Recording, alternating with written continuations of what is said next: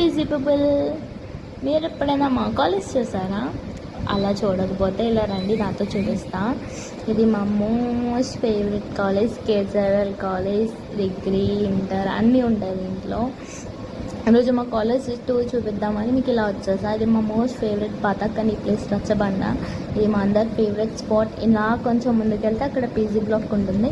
ఇప్పుడు నేను మీకు డీటెయిల్గా అయితే మా ఎంబీఏ బ్లాక్ చూపిస్తాను. ఇది మా ఎంబీఏ ఎంట్రన్స్ అనమాట. లోపలికి వెళ్ళిపోతే మొత్తం మండే అడ్డా రాజ్యం అంతా.